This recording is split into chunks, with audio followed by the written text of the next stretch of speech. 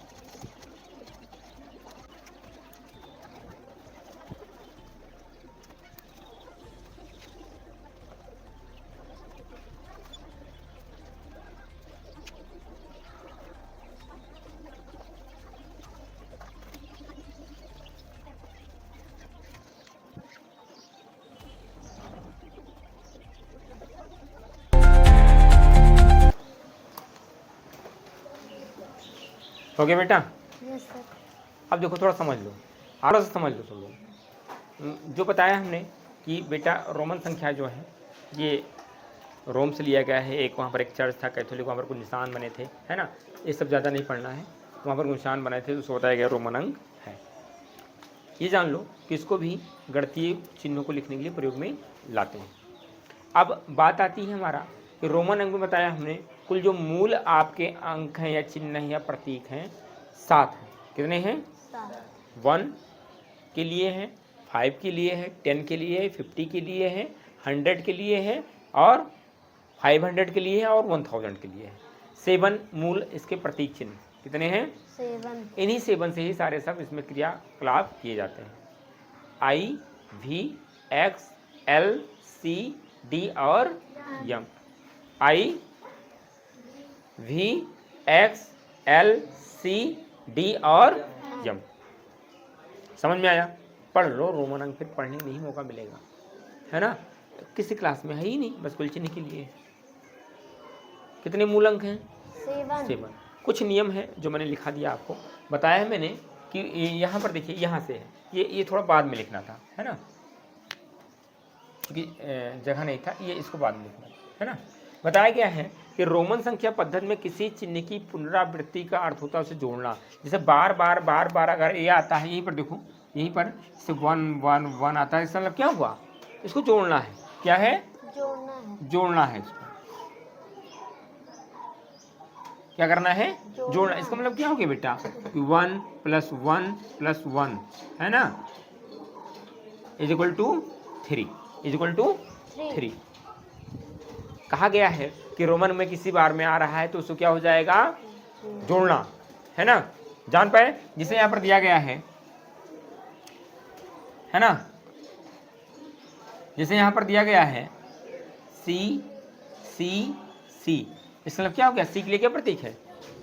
100 100, तो ये 100 हो जाएगा, ये 100 हो जाएगा, प्लस ये 100 हो जाएगा, प्लस ये 100 हो जाएगा, जो उल्टू कितना हो जाएगा? 300।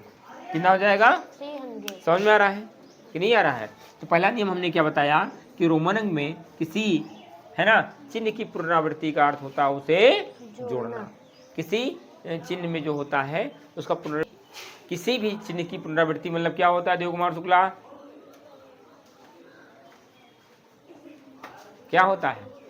बार बार अगर वही चिन्ह आ रहा है तो क्या होता है? इसका मतलब क्या होता है? अंशुमान, क्या होता है? जोड़ना। इतना तो कुल कहना है। क्या होता है? क्लास कूदे नहीं मर दे, ये क्लास कूद के ना हम ही करना जा, है ना। 10 है तो सबका बहुत बढ़िया निभे जाएगा, उसके बाद में फिर दिक्कत होने लगेगा। क्या होता है किसी चिन्ह का? जोड़ना। कब जोड़ना होगा प्रतीक? गौरी बताओ। बार बार पुनरावृत्ति मतलब दोहराया जाता है, रिवीजन हो रहा है किसी अगर चिन्ह की, कब होगा? बार दोहराया। हाँ, संख्या नहीं, चिन्ह। क्या हो गया? चिन्ह हो गया। Very good. अब दूसरा नियम जो देखते हैं कि ये तो है ना बताया गया। अब है इसमें ध्यान दें किस चीज़ की पुनरावृत्ति हो सकती है ना, किस चीज़ की ध्यान रखें। इसमें देखो आई की जो है आई की तरह है, फिर यक्स की, सी और यम की ही पुनरावृत्ति हो सकती है। किस चीज़ की हो सकती है? हाँ, आई, हाँ ये देखो आई, यक्स, सी और यम की ही पुनरावृत्ति हो सकती है। 4 हो गए, कौन कौन नहीं बचा इसमें? इसमें वी नहीं हुआ, यल नहीं हुआ और डी। इस तीनों का पुनरावृत्ति नहीं होगा। किसका होगा? आई, एक्स, सी और यम की ही पुनरावृत्ति हो सकती है। 1 का ही रिवीजन हो सकता है। ध्यान रखना इस चीज़ का, है ना। लेकिन अगर कहीं पर वी, यल और डी दिया गया है तो इसकी पुनरावृत्ति नहीं होती। सवालों गलत, सवालों गलत। समझ में आ रहा कि नहीं आ रहा? Very good. क्यों नहीं हो सकता पुनरावृत्ति भी जान लो, कुछ ज़्यादा वो नहीं है। जैसे वी को आपने 2 बार लिखा है तो क्या हो गया? इसका मतलब क्या हुआ? ये कितना लिखा है? 5। हाँ, 10 तो हुआ ना इसका दोनों मतलब।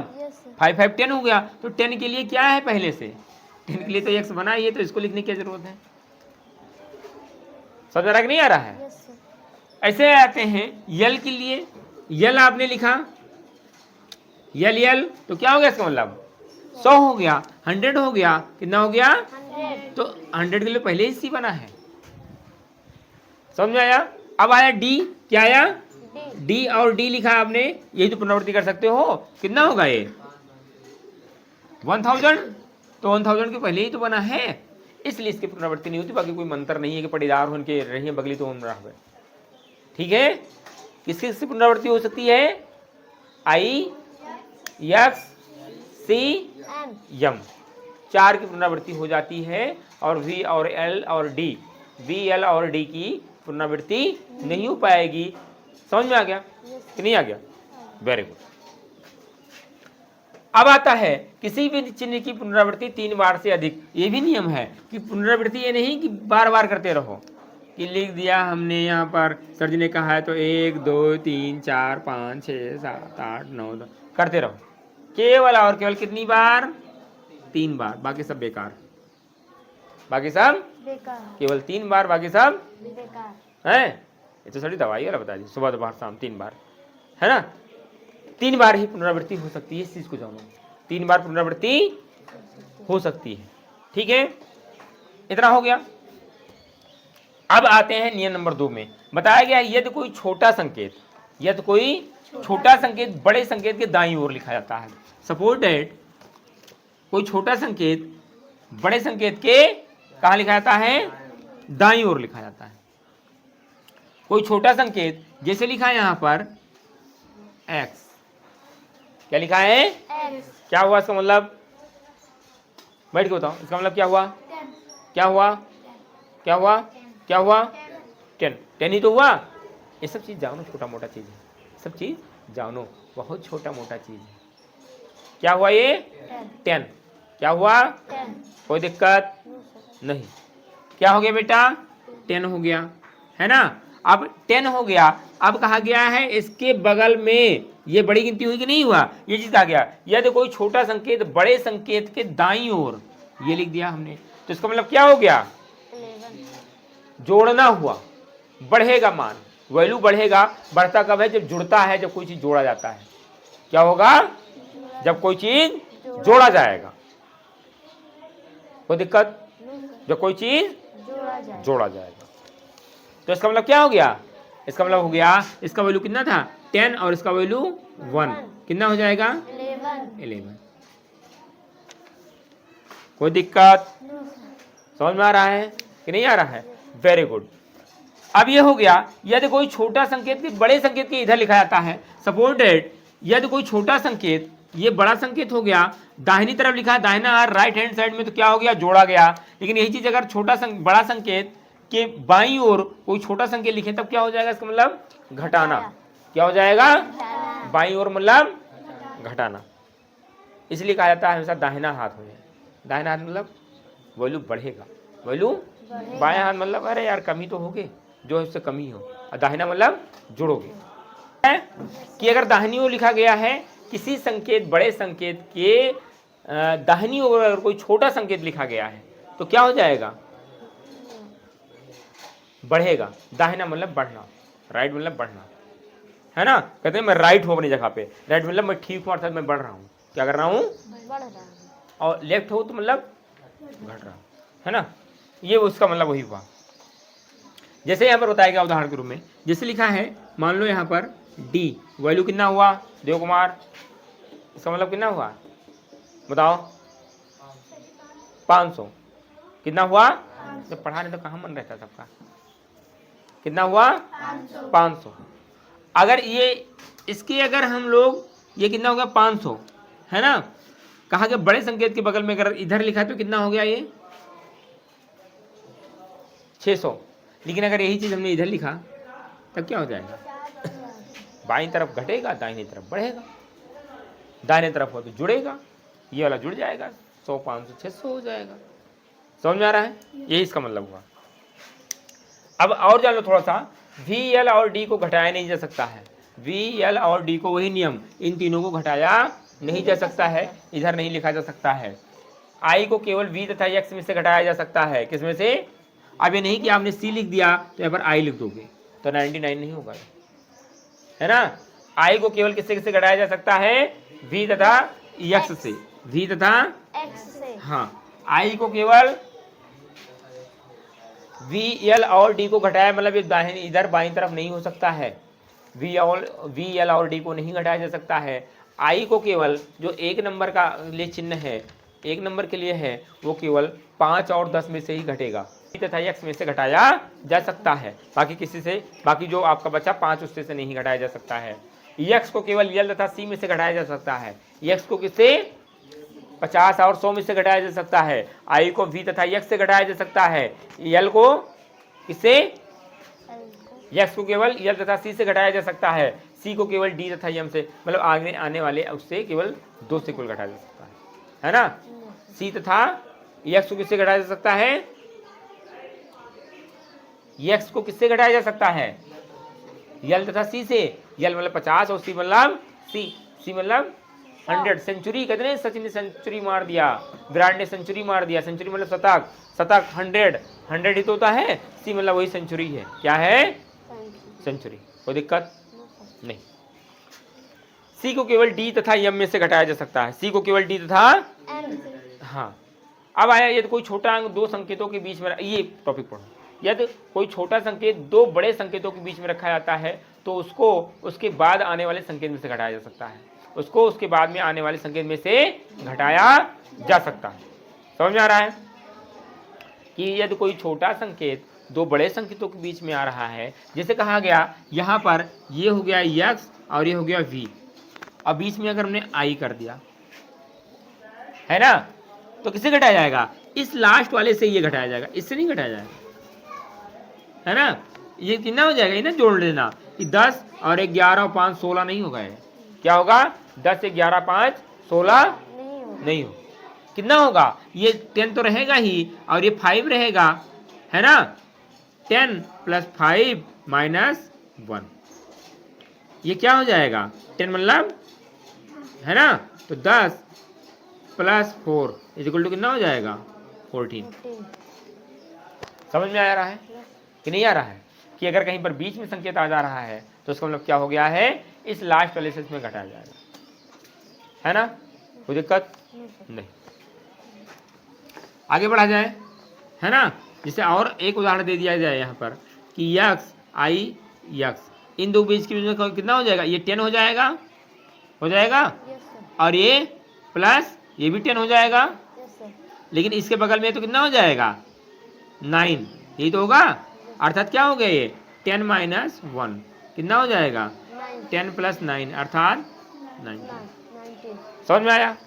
अब हमने और दे दिया अंक आपको, ये दे दिया c दे दिया, x दे दिया और v दे दिया, यहाँ पर ये घटाना था हमको, ये कितना हो जाएगा, ये लास्ट वाले से किया जाएगा, इससे काम नहीं किया जाएगा, लास्ट वाले से।